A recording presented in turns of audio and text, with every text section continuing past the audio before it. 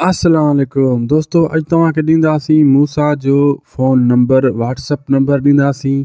मूसा यानी जेको लाला रफ़ीक ज़ौर यानी तकरार ड्रामे में मूसा नालो अथसि।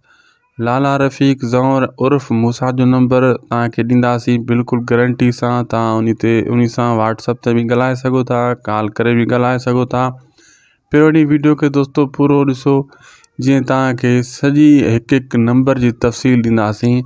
साम्हूं स्क्रीन ते दोस्तों नंबर हलंदो वञे थो, हिकु हिकु लिखंदा वञो ऐं वीडियो जी आख़िर ताईं सॼो नंबर तव्हांखे मिली वेंदो ऐं नोट करे वठो।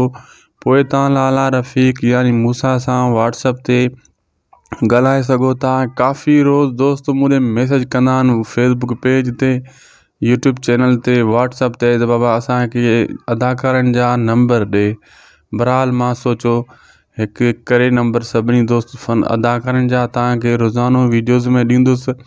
साम्हूं हली रहिया नंबर लिखंदा वञो स्क्रीन ते, हिकु हिकु नंबर हलंदो थो वञेव।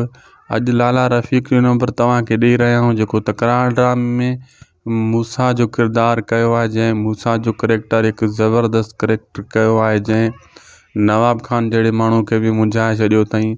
साम्हूं नंबर दोस्तों हलंदा वञनि था, नोट कंदा वञो, वीडियो बि ॾिसंदा वञो ऐं इहो नंबर लिखंदा वञो। आख़िर ताईं तव्हांखे सॼो नंबर मूसा जो मिली वेंदो ऐं पोइ उन सां पूरी तव्हां कचारी करे सघो था। ऐं थी सघे त असांजे यूट्यूब चैनल शाहिद खोसो वीलो खे ज़रूरु सब्सक्राइब करे छॾिजो। असांजी महिनत आहे ऐं तव्हां ते पुॼायूं था। ऐं तव्हां अगरि ॿिनि अदाकारनि जा नंबर तव्हांखे ऐं अपडेट सभु डिटेलूं खपनि त असांजो यूट्यूब चैनल तव्हांखे कमु ॾींदो। ऐं इन खे हाणे सब्सक्राइब करे छॾियो, जीअं ॿी वीडियो कंहिं ॿिए अदाकार जी असां अपलोड कयूं नंबर सां गॾु त तव्हां ताईं मैसेज पुॼी वञे। साम्हूं नंबर हलंदा वञनि था, इहे नोट कंदा वञो ऐं पोइ हर अपडेट तव्हांखे सभु खां पहिरियां असांजे यूट्यूब चैनल तां मिलंदी रहे, जानकारी मिलंदी रहे। असांखे ॾींदा इजाज़त दोस्तों, ख़ुदा हाफ़िज़।